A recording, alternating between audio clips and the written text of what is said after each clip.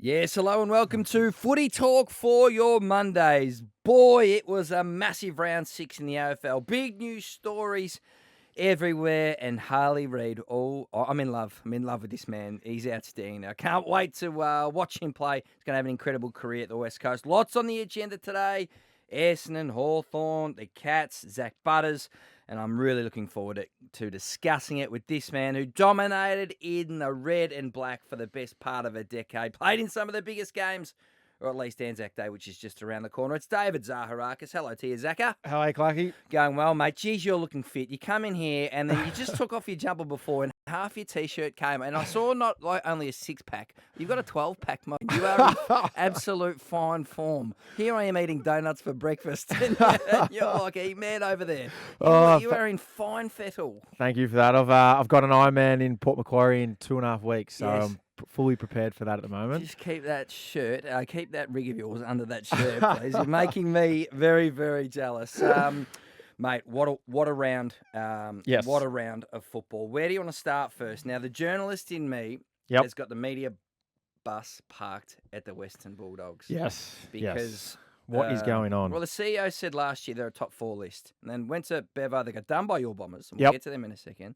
They got absolutely fried by the up and down Essendon side. And it looked like they're not a top 4 list. It looks like they're not a top 8 list. It looks like they're absolutely struggling. And Luke Beveridge in the press conference afterwards was all over the shop, I must admit. Yep. What do you detect? What do you see watching the Bulldogs at the moment? Because there's a lot of quality, but not a lot of performance. Yeah. So watching it as a fan, there's two school of thoughts that I think. You think, one, what's Bevo doing? He's making decisions where we as a public and footy fans go, Bailey Dale, Caleb Daniel, other players around getting dropped. Jack McRae getting dropped. And you think as a footy fan, but they get 30 every week and what's he doing? And they're all Australians and they're superstars of the competition. But then the other side of it is if you're not in the 4 walls watching, as in us as fans, watching the behind the goals vision, what's happening off the ball, are those players really contributing to them winning games of footy? So do we as fans just take that for granted that, they get 30 every week, they should be playing, and that they help the Doggies win maybe 11, 12 games of the year, they finish 7th or 8th. But Bevo seeing something that we're not really seeing as footy fans because we get so seduced by players getting a lot of possessions. By the possession tallies. Yes. I think he is looking at what's happening off the ball and the defensive stuff, the lack of speed, because the modern game, and you know better than me, feels like that running power is absolutely bloody crucial, particularly coming off half-back. And that's where I think Caleb Daniel is like, well, I can't play him because he's a bit of a plotter. Or no disrespect. Jack McRae wears his man at times. Timmy English gets destroyed in the ruck. So I feel like what needs to happen is the Bulldogs need to come out, Zacka, and say, this is where we think we're at. Right, we tried to top up and go again. It hasn't worked, and now we're looking at bringing in more speed and more kids because otherwise a fan base is scratching their heads.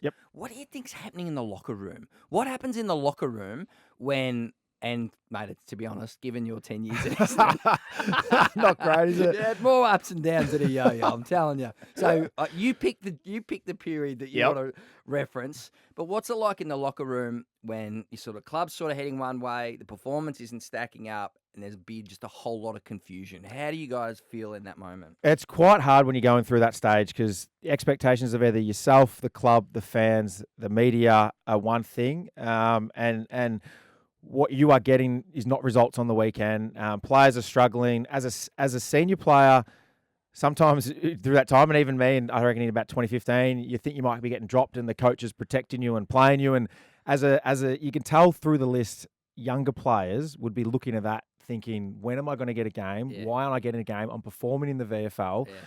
One thing, an advantage of the Doggies right now would be potentially that the young fellas are looking at it going, well, I'm going to get opportunities right now because what can really cook your culture is when young players just think coaches protect older players. I want to play them each week, even if they're not performing. They're going through losing games of footy when they should be winning, and players in the bottom of your list aren't playing footy. So do you like what Bevo's doing then? So in that regard, I kind of like it, being through that situation myself at Essendon where certain years we weren't performing, and you could just tell that players either have anger against yourself when you're not the one picking the side each week. Like, you can't help it. On a Tuesday at Tullamarine. Exactly. So poor Darcy Parish is just trying to get to the midfield. 100%. And you're playing and you're getting 8 possessions as a midfielder and you're still playing the next week. So I can understand that, as I said, from a culture that can really cook your club. Players then have infighting. They don't then trust the coaches. Assistant coaches start going, oh, no, I'd pick you, but the head coach isn't really picking you. I can't help you this week, kind of thing. And that's when you know that there's distrust between the coaches, all that kind of stuff. So as long as the Doggies have got clear vision of where they're going and then they're transparent with their players, we're not going to pick you if you're not performing. I don't care if you're the best player on the list or the last player on the list. You will get an opportunity to play this week. Then I actually think Bevo could be helping within the 4 walls. Now, what we on the outside think, as you said, we all think the Doggies are a top 4 list, or the last couple of years they're a top 4 list. They're underperforming, but within the 4 walls, we don't know if the players are really liking what's going on or not. Yes, they're not getting results, but they might be liking the fact that they got an opportunity, young players I'm talking about, young players, that they could play. And that's where the integrity, Lee Montagna went into bat for Luke Beveridge a bit last night on Fox Footy. He said, well, you know, you got to keep these players accountable, what they are doing off the ball, etc. So if he's trying to set that standard, and the players aren't doing what he's asking, then that's the selection integrity playing out, which would be good. But then if you're playing Harvey Gallagher and Lockie Bramble and all that, then that's that. It certainly isn't a top 4 team. It might then encourage your list to be really turned over at the end of the year. You might get some senior players that want to walk and go to other clubs. It's going to happen, and they get opportunity, which then organically your list gets turned over, which you want as a coach potentially anyway. And the young players and can come in and play some footy, and the list can get turned over very quickly. But it's going to be interesting to see whether those players want to stay. But I think as well as you that there could be some big turnover. Well, the other option is we're talking about turnover. So there's turnover in the playing ranks. When does the spotlight come on Luke Beveridge? Because we know at football clubs, Joey said this the other night, lots of, yes, the talent on the list is one thing. But then as you said before, it's culture, it's selection, it's coaching, it's strategy. So the Bulldogs backed in Bevo after a review and brought in Matty Egan, who's a superstar. We both know that. Yes. Do you think the lens or the spotlight should also be put, the blowtorch should go on Bevo? Because he hates it when we start talking about his position. How are you seeing his role in this? You've been coached by, I lost count of how many coaches you had. You had seven in 13 years. You had some good ones. Maybe you had some not so good ones. I'm not sure. But what do you think should happen on that front? Because a lot of the Bulldogs fan base are screaming at the coach. Yes. Well, so in my time at Essendon, all we wanted was stability. Average a new coach every 2 years.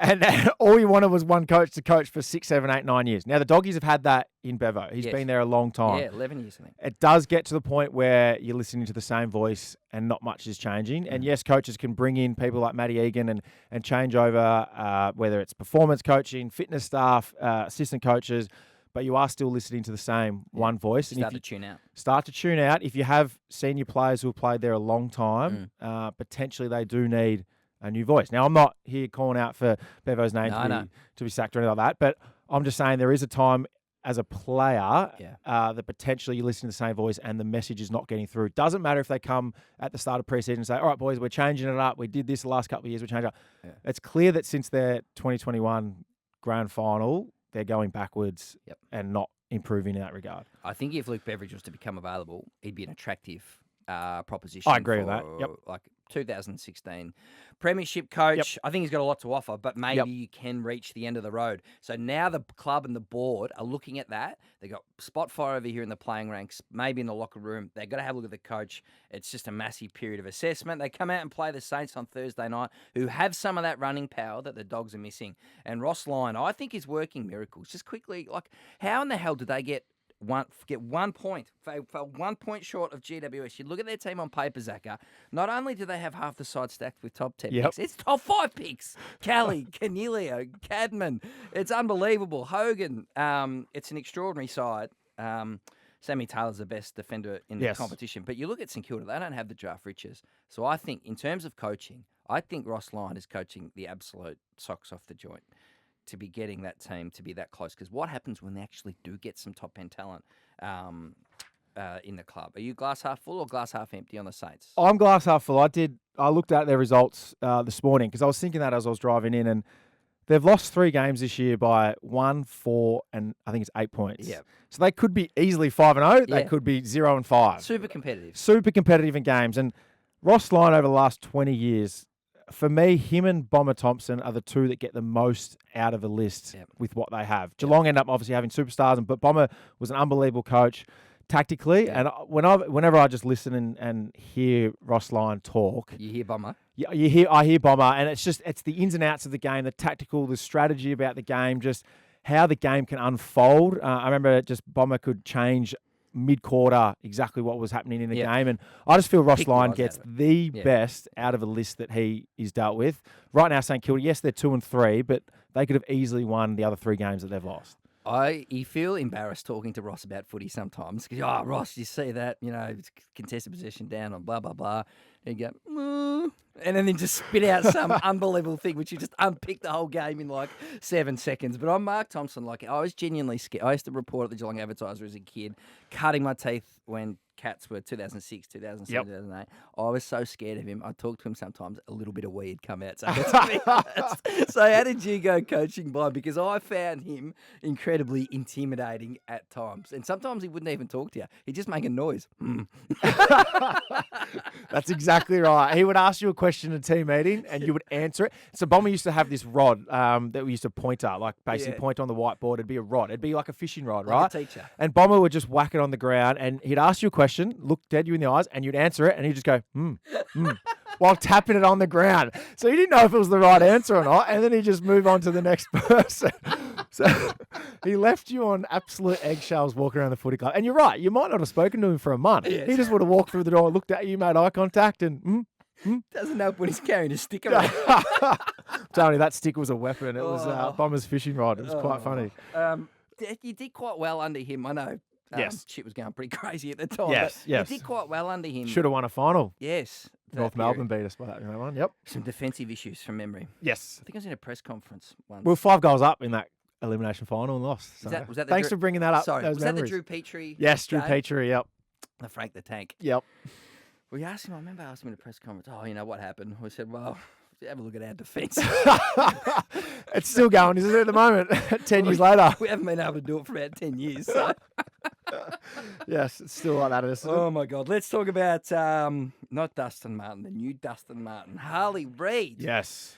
Did you see the don't argue? He did it. He did it. I did. He also got a don't argue against himself. It was Shea Bolton came through. I missed that one. Yeah, I think it was in the second half of the game. He got don't argue. He got don't argue and he got put on his ass too. Did he? Yeah, it was brilliant to see. But as in him giving it and then also getting it both ways. It was great. Remember this time last year, North Melbourne won that last round game against Gold Coast, right? Yep. And that cost them the number 1 pick last spot, meant they went up on 17th. Now, I was playing a game of Dad's school footy, right, at the time, that day, Interesting, right? Yep. Up there at St Bernard's, St Monica's school, and it was come out the third quarter, and I bumped into a North Melbourne player. Yep. Who was playing for the other team. And I'm not going to mention his name, but it could have been Daniel Harris, right? And he goes, Clarky, what's the score in the North Melbourne game? I said, mate, they're bloody winning. They're beating Gold Coast. And he looked at me with like absolute shock and fright. He said, we stuff this up. We're going to miss out on Harley Reed, the number 1 pick, which is my view as well, because watching Harley play last night against Richmond and looking like he's going to become the next Dustin Martin. Yes. Would be a hard watch for North Melbourne fans. They beat Gold Coast, but then they lost Harley. And he's looking like a superstar in the making. When you're a player playing in those games, you obviously want to win every single game you go out and play. But because competitive juices get going, and before the game, they might have said, boys, like if we lose this, we get one pick. And then all of a sudden, halfway through the second quarter, we're a chance to win this. We may as well keep going. And I think you're right. They have missed a massive opportunity. You got a potential generational type talent. What do you see? If he gets a tank, AFL, look out. That's the only thing that he hasn't got right now that you're seeing. Yeah. That he just needs to get his fitness up, two-way running up, and then he's an absolute superstar of the competition because he's got everything else. Yeah. He's starting to kick goals now. Goals the last 2 weeks. Yeah. He's getting high possessions last week finally and yesterday. Yeah. And he's got the skill of being able to find the footy, manoeuvre through, fend off. It's unbelievable what he's got, and I cannot wait for the next 15 years to watch him. And I love the way he carries himself. Like, nothing seems to faze him. He's pretty cruisy. The Prince of Perth. Can you imagine what's going on over there in the moment for him? Well, he would be we're on the back page of the paper every single day for 3 months. It's the Prince of Perth. I remember one of my best mates, Luke Shuey, just him being over there and growing up, and everyone started absolutely loving him and winning the norm and all that. It's a different world over there. When you're a 2-team town, basically a 1-team town, really, over there with the majority of the supporters, I couldn't imagine what it's like. But I saw his post-match interview with Kath Lockton last night. He just looks like a kid that loves playing footy, smile on his face. He's a country boy. Got the win. I think it's been the best thing for him to just go to yes, it is a big club, but you're away from the East Coast. Yeah. You got the media over there, yes, but you are away from the big hoo-ha of AFL footy, and you're just doing your own thing over in Perth. And for a kid that looks like he just genuinely loves footy and has fallen in love with the club, I think it's been the best thing for him. For all the talk pre-draft about, he's from Tongala and he wants to come back to Victoria and you're going to be homesick or whatever. I lived in Perth for 2 years. Do you know how good Cottesloe is? Yep. Cottesloe is that good. Get down south, mate. Perth's amazing. Leaderville, Subiaco. Exactly. And he would be absolutely parting the seas when he walks around the joint down there. So, well, I love him. All right, we meander. The Cats. What about the Cats, Zacka? How many times we've written them off? They didn't make finals last year. Tommy Hawkins doesn't play against North Melbourne. Jeremy Cameron goes banana and kicks 6. They look like they're top 4 and premiership threat all over again. They're scary, aren't they? They are scary. I mean, they've banked 5 wins early this season. I know you guys always talk about, I think it's round 8 or 9, what happens there, and then the top 8 pretty much stays the same from there. They're already looking like top 4 is locked in from now. I mean, they're a scary proposition to come up against sides, especially when Jeremy Cameron's playing this. Out of the top 5 players I love watching in the AFL, he is right up there in the top 5. He's whatever the Cats paid for him or traded for him was cheap. It's cheap, yep. Is it? You would give your left kidney for have Jeremy Cameron? Well, he's already won him a flag. Yeah. Now he's obviously potentially going on a second finals run with him if they keep going the way they are. It's amazing to see. The question on him is going to be their midfield. They got one of the best forward lines in the comp. One of the best back lines in the comp. They're both just solidified forward and back. It's just, is their best midfield going to stack up against the best midfields in the comp later in the year? That's a good question. I think there is improvement. Like Tanner Bruner's improved. Like I thought he was just a bit of a nice link-up player. Yep. He's got some real... he's winning late bloomer, yeah. Yes, he's more dynamic than I thought he was. They got Jai Clark. Parfitt's come back in and resurrected his career. Plus, they got Dangerfield and Guthrie to come back in. So they got they're just cherry ripe. And now Chris Scott is taking the piss a little bit because he's resting blokes already, and it's around 6. I was just about to ask you that when you're 5-0 and you can start resting blokes already, can you? Or like how well are they going? Yes. That's the thing. If they start winning games and banking it where they're 10-2 or whatever, they can really start resting players for the back half of the year, because they have got a few older players with, obviously, like we said, young guys coming through. Yeah. Those older guys can be absolutely cherry ripe for later in the year. Did you ever play at Cardinia Park? Not in the AFL, no. The first time I think we played down there was 2022. Or maybe, 21, but I didn't play. You didn't play VFL. I played one game in 21 in VFL, and the boys played after me. Yeah, it was when Truck didn't like me, but he's not the coach anyway there anymore, so it doesn't matter. Right. And you have got Anzac Day coming up. So have you got like a full lineup of cashies? Like have you just got Monday, Tuesday, Wednesday booked? Like, it's a great week. You're going to go through the goal against Zaharakis. Well, I like when Anzac Day's on the Sunday, because then you get the full slate of cashies. It's on the Thursday, so it's costing me 4 days in the week of cashies. No. I'll be there. If you're lucky, it is. If you haven't been to an Anzac Day game, get there. It is absolutely unbelievable. Like it is, other than the finals, yes, it is my favourite day of the year. What, just quickly, and I know you'll talk, you would have this down pat, but what's it like in the lineup, the last posters playing the bugle? How do you feel? And you played a lot of them. Yep. What's that moment like? Yeah, I was fortunate enough to play in all 13 in my 13 years of Anzac Day clashes. So I was pretty lucky in that regard. It's one of those just indescribable moments that you get caught up in the emotion when you get 9. Or I do, especially because I've got family connection with the war and on both sides of the family, mum and dad. Right. So you know how much it means to your parents. Mum and dad go to the dawn service every single year, haven't missed one. And then to be able to play on that big stage where you've got 95,000 or 98,000 silent people. played in some pretty cracking days, so it's just blue sky looking up, and then it's silent. Yep. And then you hear the last post, and it is one of those just amazing feelings where you do get caught up, and then all of a sudden it's all over and the roar starts happening. And I love Collingwood and obviously Essendon.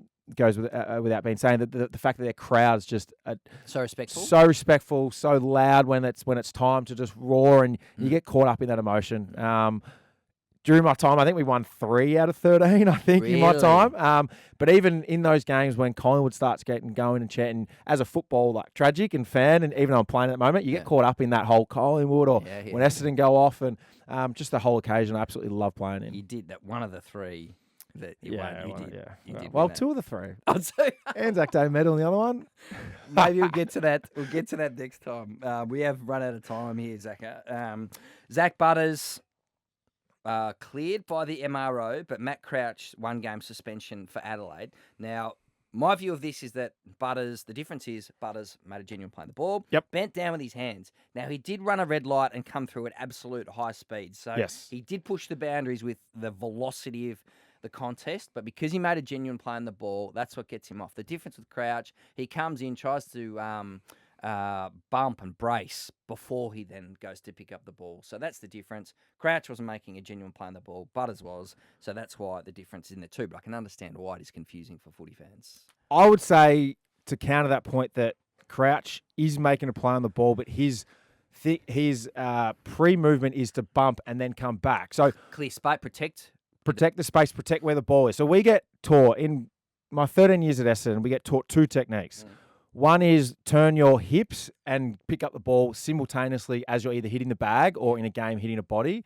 And the other technique, which we do straight after doing that one, is that you hit the bag first and the ball is then behind you and you accelerate out of the contest. Basically exactly what Crouch did. So we get taught those 2 techniques, which is obviously completely opposite to what the AFL potentially want. Houston, we've got a problem. Exactly, because I'm telling you right now, footy fans out there to think, how do we approach training, is we've actually got an apparatus at Essendon got made up, which is kind of like a swing technique with a bag in the middle. And when Carousel was our midfield coach, he would roll the ball out, and the first one would be hit the bag, pick it up. Next one, hit the bag, and come back towards the footy. So me looking at it going, what I've been taught over the last 13 years is those 2 incidents. Butters does the first one and Crouch does the second. Right. We've been taught that.